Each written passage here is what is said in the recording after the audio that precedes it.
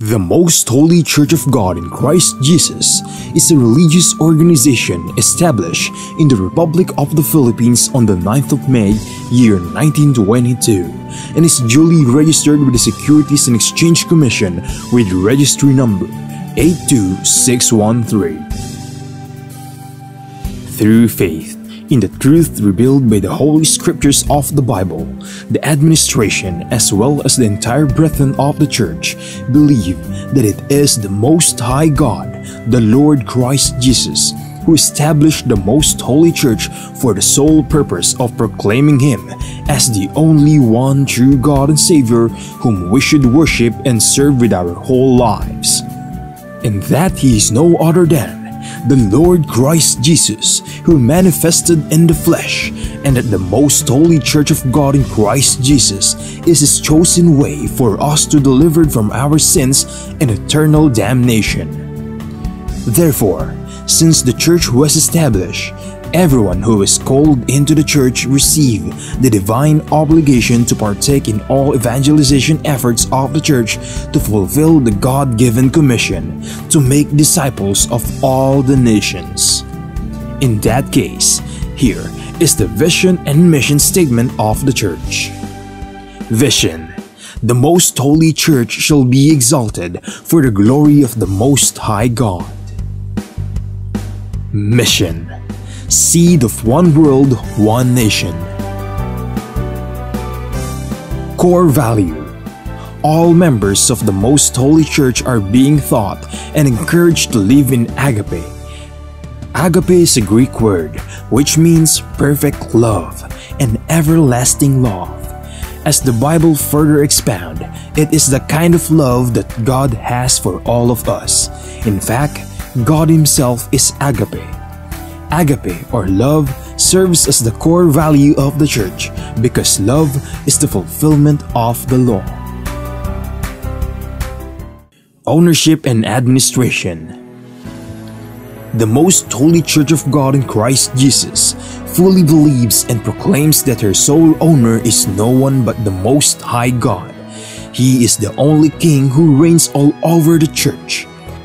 Everything the Church achieve and will achieve in the future are the works of God. God governs over His Church through His appointed men to administer the Church. Like the first church established in Jerusalem, which was administered by the apostles, the Most Holy Church is currently administered by the 7 bishops, presided by the general bishop. The church administration oversees over the whole church and through the appointed council of elders, composed by the presbyters and ministers who were appointed to administer congregation and ministries. Expansion and growth: currently, the church has established congregation in most places in the 3 major islands of the Philippines, namely Luzon, Visayas, and Mindanao. Also, the church is making necessary preparation to intensify its expansion and establish congregation in all major cities and provinces in the entire country. There are also active congregation of the church in other countries. In the United States of America, in Canada, in Australia, Hong Kong, in Singapore, Malaysia, United Arab Emirates, Japan, Taiwan, Kingdom of Saudi Arabia, Qatar, Belgium, Cyprus, France, Germany, Italy, Spain, and United Kingdom. The Most Holy Church of God in Christ Jesus is looking forward to aggressively propagate the gospel, to edify the church in places where it was already established, and also to establish new congregation in other countries to complete the mission and fulfill the vision of the church. Services: since the main purpose of the existence of the Church is to propagate the gospel to all nations, the Most Holy Church established various evangelization efforts of the Church to reach more people even in the farthest corners of the world. The church produces evangelization programs that are aired via radio, cable TV, and in different social media or online platforms. Radio stations, Philippines.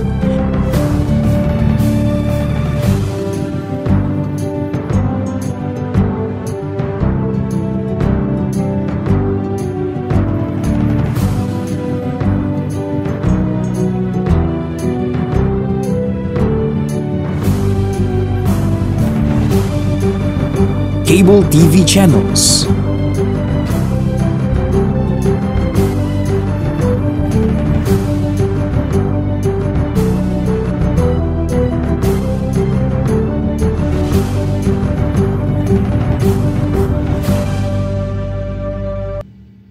Online platforms, Facebook, MHC Media, YouTube, The Most Holy Church, official website, www.mostholychurch.com. Charity. Aside from actively upholding evangelization efforts, the Most Holy Church is also active in charity works.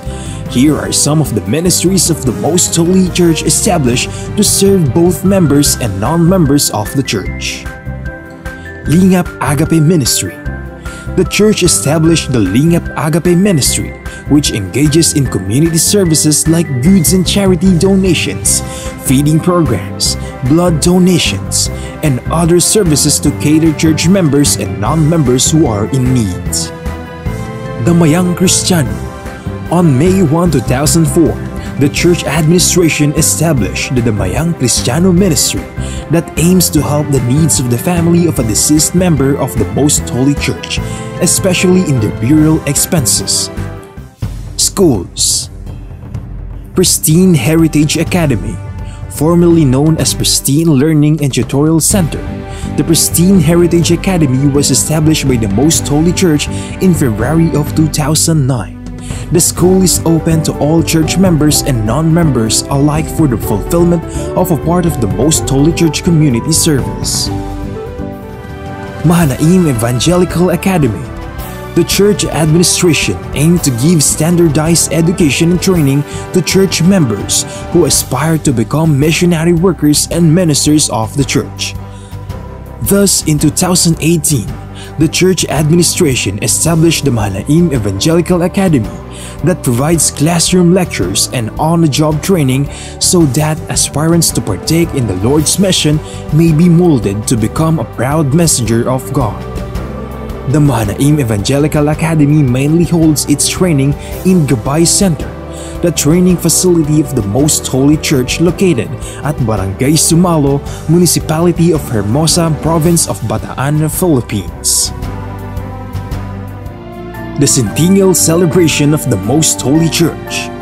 The Most Holy Church of God in Christ Jesus recently celebrated its 100th anniversary on the evening of the first day of May 2022 at the Gabay Center, the newly built facility of the church situated at Barangay Sumalo, Municipality of Hermosa, in the province of Bataan, Philippines. On the morning of the same day, the church held the inauguration and dedication of the Gabay Center. The Gabay Center is a training facility of the church, built through the favor of God and the collective efforts of the entire brethren from around the globe. From the proud members of the church, we are inviting you to join us and be a member of the Most Holy Church of God in Christ Jesus, so that we may share the ever-abounding favor of God towards His beloved children. Please take time to listen to the preaching of all the topics composing the lessons of spiritual salvation, so that we may share to you the teachings and doctrines of the Most Holy Church, which are purely based on the Bible that will lead us to our soul's salvation.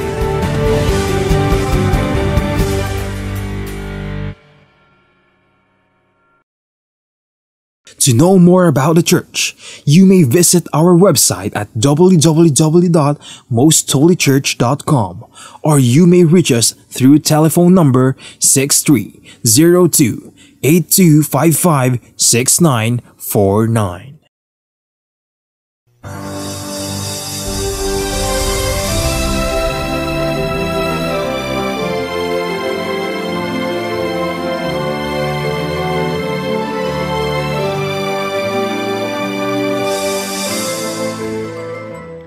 Kapayapaan po mga giliw naming mga taga-subaybay. Maraming salamat sa ating Panginoon Diyos at patuloy niya tayong binibiyayaan ng ating buhay at kalakasan. At gaya po ng amin pong mga dalangin, nawa ay magamit natin ang buhay at lakas na ito sa patuloy pang pagsubaybay at pag-alam ng mga banal na kalooban ng Diyos at pagkatapos ito ang ating sampalatayanan. At ito'y pawang nasusulat sa banal na kasulatan.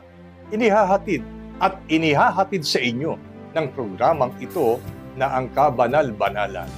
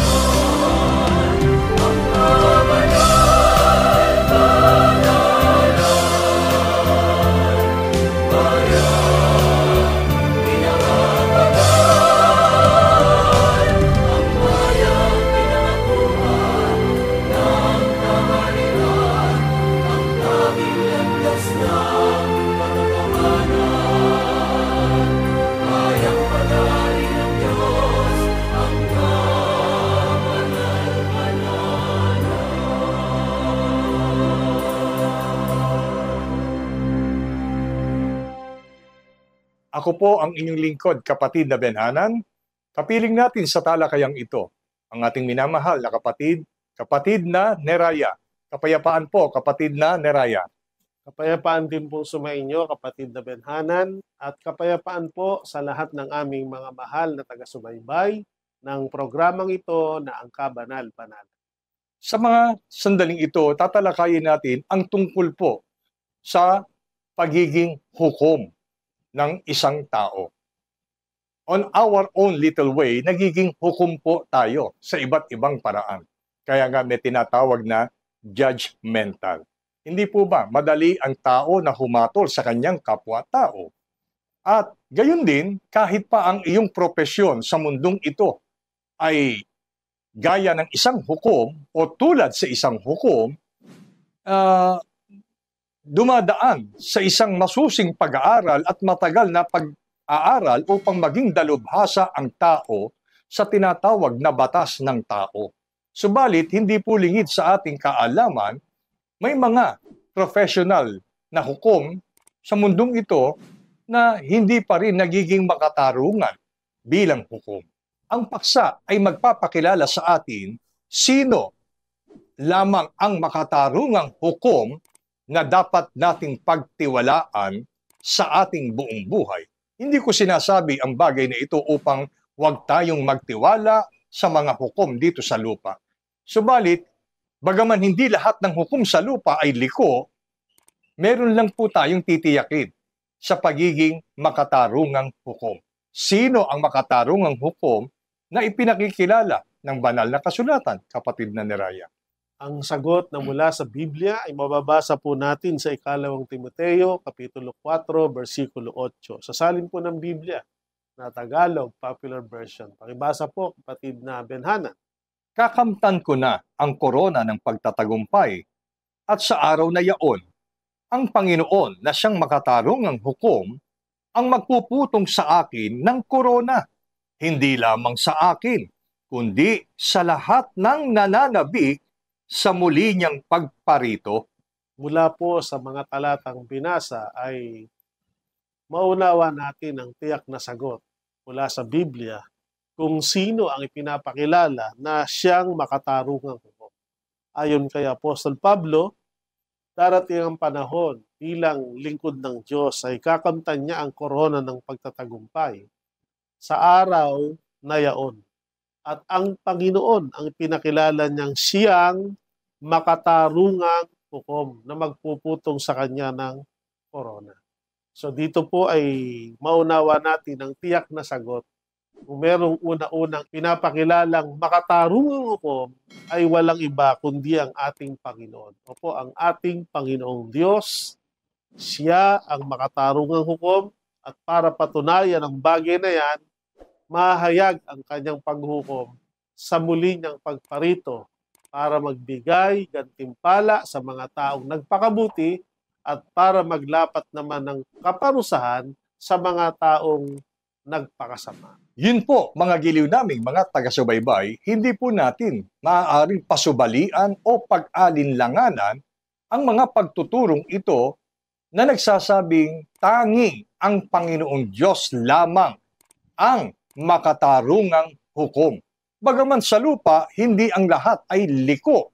Mayroon din namang mauuring makatarungang hukom. Pero yung kanilang hatol ay hanggang dito lamang sa lupa. Hindi katulad ng ating Panginoon Diyos na ang kanyang paghatol ay tumatagos hanggang sa dulo ng pag-iral ng mundong ito. Mga giliw naming taga-subaybay, kapatid na Neraya, papaano nga po ba nahahayag ang pagiging makatarungang hukom ng ating Panginoon Diyos? Ang sagot po na muli ay mababasa natin sa Biblia, nakasulat po sa Aklat ng Job. Ang kapitulo po ay 8 at ang bersikulo ay 3 hanggang 4. Sasalin po ng Biblia na Tagalog Popular Version. Bawat gawin ng Diyos ay makatarungan at hindi niya binabaluktot ang katwiran. Maaaring ang iyong mga anak ay nagkasala, kaya nararapat lamang ang parusa sa kanila. Sa mga talatang ito na binasa ay 3 mahalagang bagay ang naghahayag ng pagiging makatarungan ng Diyos bilang hukom. Gaya ng ating narinig, sabi sa talata, una, bawat gawin ng Diyos ay makatarungan. Lahat ng ginagawa ng Diyos ay naghahayag ng pagiging kanyang makatarungang hukom. Pangalawa, hindi niya binabaluktot ang katwiran. Napakalaki ng pagkakaiba ng Diyos bilang makatarungang hukom kumpara sa mga likong hukom ng mga tao. Kasi ang isang gawa ng likong hukom kapag ka nasisilaw na sa kinang ng salapi, hindi na nagiging makatarungan. At ang ginagawa nila, binabaluktot nila yung katwiran. Kaya minsan, pag humatol, yung walang kasalanan, yun ang napaparusahan. At kung sino naman yung may kasalanan dahil sa impluensya ng suhol, nababaluktot yung katwiran, yun ang napapalaya. Pero ang Diyos po ay isang Diyos na hindi kailanman binabaluktot ang katwiran. At Diyos na dahil makatarungang hukom, hindi mo siya pwedeng suhulan para mabago ang kanyang desisyon. Halimbawa niya, kapag ang Diyos naglapat ng parusa, tanggapin yun ay nararapat lamang. Kasi hindi niya parurusahan ang isang tao kung talagang walang kasalanan. Kumpara sa mga likong hukom na napaparusahan nga yung walang kasalanan at yung may kasalanan napapalaya. Kaya tayo po, pag tumatanggap ng palo, tumatanggap ng parusa mula sa Panginoon, hindi natin pwedeng questionin ang Diyos. Kung tayo o kaya yung mga mahal natin sa buhay ang nakakaranas nito, yun ay nararapat lamang.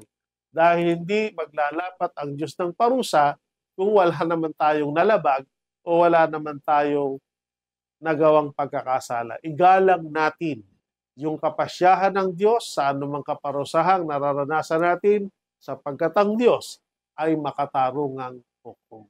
Yun po, mga giliw naming mga taga-subaybay, nililinang at binubuksan ang ating kamalayan ng tamang pananaw tungkol po sa mga nangyayari sa atin sa buhay na ito. Kung tila nakakatanggap tayo ng pagdidisiplina mula sa Panginoon Diyos, huwag po nating isipin na malupit ang Diyos.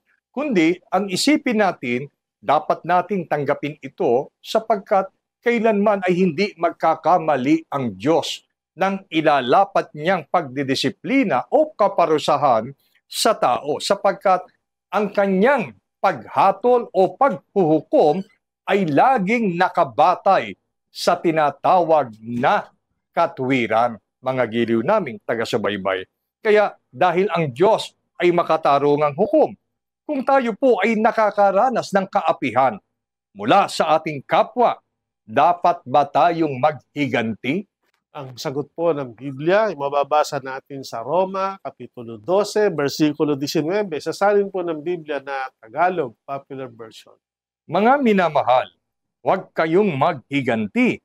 Ipaubaya ninyo yon sa Diyos, sapagkat nasusulat, akin ang paghihiganti, ako ang gaganti, sabi ng Panginoon. Napakaliwanag po ang ipinapaalala ng Apostol Pablo sa mga taong nakakaranas ng kaapihan mula sa kanyang kapwa. Sa halip na tayo ay gumanti, ang ipinapayo ay ipaubaya natin sa Diyos. Sapagkat ayon sa nasusulat, sabi ng Diyos, akin ang paghihiganti, ako ang gaganti. Huwag tayo matutokso na, halimbawa, inapi tayo, inagabihan tayo ng kapwa, dumulog tayo sa hukuman ng tao sa lupa, may kinikilingan yung likong hukom dahil sila ay nasilaw sa kinang ng salapi at tayo na inapi, tayo pa ang naging mukhang may kasalanan. So minsan, ang ginagawa, hindi na dinadaan sa legal na paraan. Ang tao ay inilalagay na lang ang batas sa kanyang sariling kamay sa paraang kung siya'y binugbog, umahanap siya ng pagkakataon para bugbugin niya rin yung taong bumugbog sa kanya na walang saksi para hindi siya maidemanda. O kaya naman kung pinatay yung mahal niya sa buhay at hindi siya makatanggap ng katarungan sa taong pumatay, umuupa na lang siya ng taong handang pumatay doon sa pumatay sa mahal niya sa buhay. O kaya mismo siya ang gumagawa ng paraan para patayin din yung kanyang kapwa. At minsan, mas masakit pa o mas malubha pa kaysa sa naranasan niyang kaapihan, ipinapalasap niya sa taong nakagawa nito. Pero saan nga ba tayo dadali ng bagay na yan? Sa lalong malaking pagkakasala. Tayo na nagagalit sa mga nangaapi, kapag gumanti tayo, para na rin tayong nangaapi. Pero kung susundin natin ang sinasabi ng Biblia, magtitiwala tayo na ang Diyos ay makatarungang hukom. Kung hindi tayo nakaranas ng katarungan sa hukuman ng tao, sa hukuman po ng Diyos, makakaranas tayo. Siya po ang bahala na maglapat ng kaukulang kaparusahan o paghihiganti sa mga tao sa ating umaapi. Minsan mas magandang manahimik na lang tayo, ipaubaya natin sa Diyos at makakaasa tayong ang Diyos ang bahalang kumilos sa mga taong nangaargubyado o gumagawa ng pagmamaltrato o kaapihan sa buhay ng bawat isa sa atin. Marahil ay makaka-relate tayo sa mga pagtuturong ito, mga giliw kong mga taga-subaybay, sapagkat sa mundo na ating kinagalawan sa kasalukuyang panahon, ay laganap po ang paghihigantihan sa isa't isa. Hindi na po gaya ng dati na ang tao na inapi ay pinipiling magsawalang kibo na lamang. Mga giliw kong taga-subaybay, alam niyo po, ngayon ay sinasabi sa atin ang isang makatwirang payo na dapat ay tanggapin po natin. Inapi ka ba, naapi ka ba ng sino man sa buhay nating ito? Ito ang tiyak na sagot at dapat maging damdamin natin. Huwag kang maghihiganti. Mga giliw kong taga-subaybay, inaakay tayo ng pagtuturong ito sa isang pag-asa na hindi man tayo ang gumanti sa taong sa atin ay umapi o umagrabyado, sampalatayanan natin, may isang Diyos na nangako sa lahat ng taong inapi at naaapi sa mundong ito na siya ang gaganti sa mga taong nang abuso sa kanyang kapwa-tao. Yun po ay isang mukha ng pagiging makatarungan ng ating Panginoon Diyos. Isang makatarungang hukom. Bukod doon, kapatid na Neraya, papaano pa inihahayag ng Biblia ang pagiging makatarungang hukom ng ating Panginoon Diyos? Ang sagot po ay mababasa natin sa Hebreo, Kapitulo 6, versikulo G. Sasalin po ng Biblia na Tagalog, Popular Version. Makatarungan ang Diyos. Hindi niya lilimutin ang inyong ginawa at ang pag-ibig na inyong ipinakita at hanggang ngayon ipinakikita sa paglilingkod ninyo sa inyong mga kapwa Kristiyano. Napakaliwanag po ang isa pang anyo o mukha ng pagiging makatarungang hukom ng ating Diyos. Hindi lang siya humahatol, hindi lang siya naglalapat ng parusa sa dapat parusahan, kaya dapat ay pumanatag tayo at huwag tayong gumanti ng masama sa gumawa ng masama sa atin. Ang isa pang anyo ng pagiging makatarungan ng Diyos, hindi niya siya liko para limutin yung ating mabubuting gawa na ginagawa at yung pag-ibig na ating ipinakita at yung mabubuting gawa na ating ginagawa ngayon at patuloy na ginagawa sa hinaharap sa ating kapwa-tao, lalong-lalo na sa ating kapwa-Kristiyano. Ang ibig sabihin po nito, gagantimpalaan tayo ng Diyos ayon sa mabubuting gawa na ating ginawa at patuloy na ginagawa. Hindi lang para, inuulit ko po, hindi lang nahayag ang pagiging makatarungan ng Diyos sa pamamagitan ng paglalapat ng parusa. Nahayag din ang pagiging makatarungan ng Diyos sa paraang hindi niya nililimot yung ating mabubuting ginawa at ginagawa. Ang ibig sabihin, nakahanda ang Diyos dahil siya'y makatarungan, nagantimpalaan tayo, parangalan tayo sa mabubuting gawa na ating ginagawa. May nakakakita man o wala, ginagantihan man tayo ng mabuti o hindi tayo ginagantihan ng mabuti ng ginawa natin ng mabuti na ating kapwa-tao, patuloy tayong umasa sa pagmakatarungan ng Diyos. Ang Diyos ang maggagantimpala sa atin sapagkat siya po ay makatarungang Diyos, siya ay makatarungang hukom. Alam niyo po, mga giliw naming taga-subaybay, marami-rami rin ang mga natala sa kasaysayan ng tao na ang taong ito ay nagpasimulang mamuhay bilang isang mabuting tao, mapagkawang gawa sa kanyang kapwa.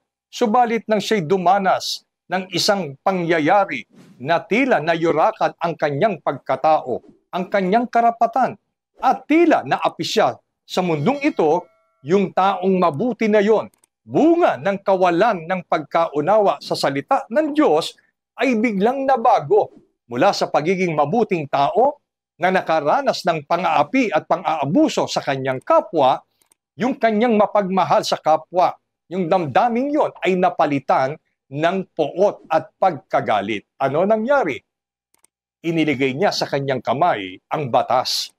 Siya ang gumawa ng mga hakbang upang makaganti sa mga taong sa kanya'y ng api. Kung tila may pangyayari sa buhay natin na katulad ng gayong uri ng pangyayari, huwag tayong masisiraan ng loob. Magpatuloy tayo sa paggawa ng mabuti, sapagkat ang paggawa ng mabuti natin sa ating kapwa-tao ay walang pinipiling sitwasyon.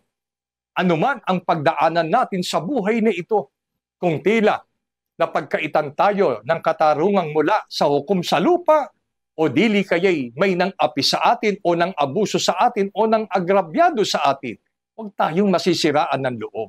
Dinggin natin ang pagpapayong ito ng Panginoon, sapagkat kung patuloy nating gagawin ang kabutihan sa ating kapwa-tao, sabi ng banal na kasulatan, hindi lilimutin ito ng Panginoon Diyos. Kahit ikaw na ang pinakaaping tao sa paningin ng tao, maniwala tayo, sumampalataya tayo, kung patuloy tayong gagawa ng kabutihan at pagtulong sa ating kapwa, gagantimpalaan tayo ng makatarungang hukom.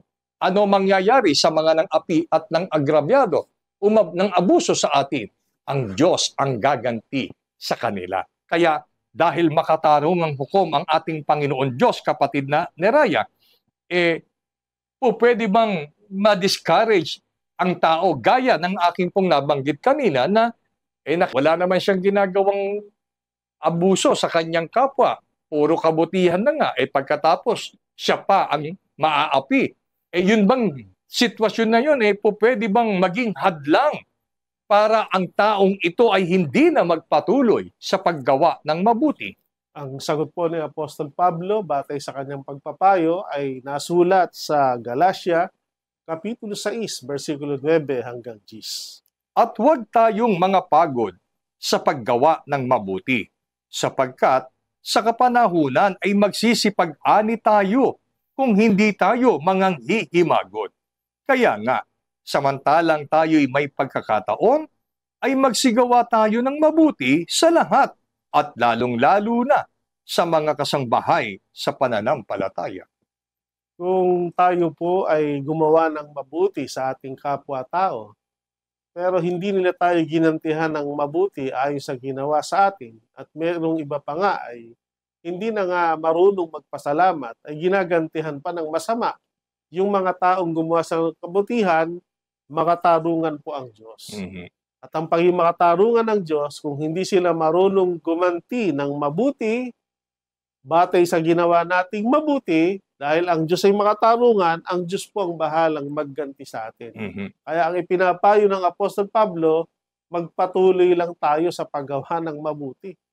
Kahit hindi tayo ginagawa ng mabuti ng ating kapwa, o kahit na masama ang ginaganti nila sa atin. Sapagkat ayon sa Biblia, kung hindi tayo mapapagod sa paggawa ng mabuti, sa kapanahunan, magsisiani tayo sa Panginoon kung hindi tayo manghihimagot. Ibig sabihin, kung magpapatuloy tayo sa paggawa ng mabuti, at magagawa natin ito sa pagsampalatayang ang Diyos ay makatarungan. Lahat ng ginagawa nating mabuti, nakikita ng Diyos yan. Nalalaman ng Diyos yan. At yan ay katulad ng isang pagtatanim na pagdating ng takdang panahon, tayo rin po ang aani ng kabutihang ating ginawa sa ating kapwa, lalo na po yung mabuti sa paningin ng ating Panginoon. At kung meron tayong lalong-lalo na, ay dapat pinag-uukulan ng gawang mabuti, yan anya yung ating mga kasambahay sa ating pananampalataya, yung ating mga kapwa-tao. At magagawa natin yan samantalang tayo ay may pagkakataon. Bawat buhay, kalakasan, kalagayan na ipinagpapala ng Diyos sa atin ay mabuting pagkakataon para makapagpatuloy tayo sa paggawa ng mabuti. At sapagkat ang Diyos ay makatarungang hukom, siya po ang magpaparangal.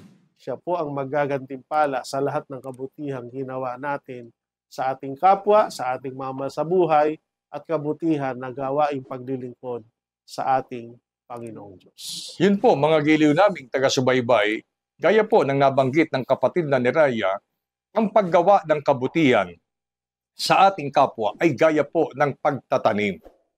Habang gumagawa ka ng kabutihan sa panahon at hindi kapanahunan, sa anumang sitwasyong nararanasan mo sa buhay na ito, ay patuloy kang gumagawa ng kabutihan, ang katulad mo'y gaya ng patuloy na nagtatanim, naghahasik sa lupa, na sa takdang panahon ay aanihin mo. Ano kaya ang aanihin ng tao kung huminto siya sa paggawa ng mabuti, bunga ng masamang kalooban niya, o tila mayroon siyang damdaming hindi maayos, bunga ng pagtatamo niya ng hindi makatarungang pasya sa kanyang buhay? Halimbawa, kasi ang isip ng tao, kapatid na Neraya, pag gumagawa ka ng mabuti, tiyak, makikita, tatanggapin mo agad yung mabuti. Eh sabi nyo nga, kung minsan sa paggawa mo ng mabuti, ang ganti ng kapwa mo tao ay masama. Dahil ba doon, hihinto ka na ng paggawa ng mabuti? Huwag nawang mangyari. Magpatuloy po tayo, sapagkat sa pagpapatuloy natin sa paggawa ng mabuti, gaya ng patuloy tayong nagtatanim. At ang Diyos ay hindi liko upang yon ay kanyang kalimutan. Sa takdang panahon, aanihin po natin yung paggawa ng ating kabutihan, kaysa naman sa huminto tayo sa paggawa ng kabutihan na gaya ng hindi na tayo nagtatanim. At pag hindi na tayo nagtanim, anong bunga ang aasahan natin na ating aanihin? Hindi po ba wala? Kaya mas piliin natin na magpatuloy tayong gumawa ng kabutihan dahil sa isang pag-asa na tayo po ay bibigyan ng aning bunga ng ating Panginoon Diyos. Dahil doon, kapatid na Neraya, ano ang napakahalagang itinuturo ng paksang ito na dapat ay sampalatayanan, taglayin ng atin pong mga taga-subaybay? Sa Ecclesiastes, Kapitulo 11, versikulo 10. Kaya't ilayo mo ang kapanglawan sa iyong puso at alisin mo ang kasamaan sa iyong katawan, sapagkat ang kabataan at ang kasariwaan ng buhay ay walang kabuluhan. Dalawang mahalagang bagay po ang mahalagang aral at pagpapayo na itinuturo sa atin ng paksang ang Diyos ay makatarungang hukom. Una, ilayo mo ang kapanglawan o kalungkutan sa iyong puso. At ang ikalawa, alisin mo ang kasamaan sa iyong katawan. Bakit? Sapagkat ang Diyos po ay makatarungang hukom. Kung tayo ay inapi, hindi tayo nakaranas ng katarungan sa hukuman ng tao o tayo minaltrato ng ating mga kapwa-tao, huwag kang malungkot dahil may Diyos na magtatanggol sa iyo. May Diyos na magbibigay ng katarungan sa iyo. At yung mga kasalanan ng tao na hindi na parusahan sa hukuman ng mga likong hukom, sa hukuman ng Diyos po. Kung sila'y hindi magbabago, tiyak ang makatarungang hatol o parusa ng Panginoon ay igagawad sa mga dapat parusahan. At kung tayo naman ay gumawa ng mabuti at binaliwala ng mga tao yung ginawa nating mabuti, hindi tayo pinasalamatan, hindi tayo ginantihan ng mabuti ay sa ating ginawa, huwag tayong maging dahilan yon para tumigil tayo sa paggawa ng mabuti. Sa halip, magpatuloy tayo. At bukod dito, dahil ang Diyos nga ay makatarungang hukom, mag-udyok nawa sa atin ang katotohanan ito nang piliin nating magpakabuti kaysa magpakasama, sapagkat kung hindi natin aalisin ang kasamaan na ginagawa ng ating katawan, pati tayo, pagdating ng takdang araw ng paghuhukom ng makatarungang hukom, sa halip na gantimpalaan ay paparusahan tayo ng Panginoon. Kaya tayo na po, alisin ang kapanglawan o kalungkutan sa ating kalooban. Ipagpasa Diyos na po natin yung mga taong umapi sa atin at mabuhay tayong masaya. Sapagkat hindi naman tayo ang gumawa ng masama sa kanila. Sila ang dapat malungkot at hindi tayo. At kung tayo naman gumawa ng mabuti, ipagpatuloy po natin at maging masaya tayo dahil gagantimpalaan tayo ng Diyos. At huwag tayong matukso na kung walang nakakakita, matutokso tayong gumawa ng masama. May Diyos po na makataro, nakakakita at nakakaalam ng lahat ng bagay at meron siyang itinakda na araw ng paghukom. Matakot tayo na yan ay gawin. Kaya kung nakagagawa tayo ng masama, tigilan na po natin yan, alisin na natin yan sa ating katawan upang hindi tayo maparusahan. Sa halip, pagdating ng takdang panahon, tayo ay magantimpalaan ng makatarungang hukom. May dalawang uri ng tao ang pinatutungkulan ng paksang araling ito, mga giliw naming mga taga-subaybay. Una, sa mga tila pinagkaitan ng katarungan sa lupang ito, manalig ka sa Panginoon. Magtiwala ka. Huwag ito ang magpabago ng iyong pag-iisip, ng iyong gawa, para magtulak na ikaw ay gumawa din naman ng kasamaan. Sa halip, matutunan natin ang magpatawad sa mga nang agrabyado, sa mga gumawa ng kasamaan sa atin, at magpatuloy tayo sa paggawa ng kabutihan. At sa isang banda naman, kung tayo naman ay nahahanay sa gaya ng isang taong mapang-api, mapang-abuso, na para bagang wala na tayong kinatatakutan sa mundong ito, tandaan mo, mga giliw naming taga-subaybay, mayroong makatarungang hukom na sa atin po ay nagmamasid. Kung ang Diyos ay hindi nakalilimot ng kabutihang ginagawa natin sa ating buhay at dooy nagpapatuloy tayo, hindi rin liko ang makatarungang hukom na hindi niya kalimutan kung tayo po ay nagpapatuloy sa paggawa ng kasamaan. Kaya ano ang pipiliin mo? Ang gumawa ng kabutihan o manatili ka sa paggawa ng kasamaan? Siyempre, ang panalangin namin, mahikayat namin kayo na piliin ang maging mapagpatuloy sa paggawa ng kabutihan, sapagkat lubos tayong nagtitiwala, walang anumang makalalagpas sa paningin ng makatarungang hukom. Ipagpasa Diyos po natin ang lahat ng bagay, sa Kanya ay magtiwala tayo, sapagkat maaasahan natin ang makatuwiran at makatarungang hatol ng Diyos na ibibigay niya sa taong mabuti at sa taong masama. Ipagpala sa atin ang mga pagtuturong ito ng ating Panginoon Diyos mula po ngayon at magpakailanman. Amen. Maraming salamat po sa inyong pagtangkilik sa palatuntunang ito ng Kabanal-Banalang Iglesia ng Diyos kay Kristo Jesus. Kung nais po ninyong mapanood ang iba pa naming programa at upang lubos po ninyong makilala ang Kabanal-Banalang Iglesia ng Diyos kay Kristo Jesus, mag-subscribe sa ating YouTube channel na The Most Holy Church, bisitahin ang aming Facebook page na MHC Media. At bisitahin ang ating official website na www.mostholychurch.com. Maraming salamat po.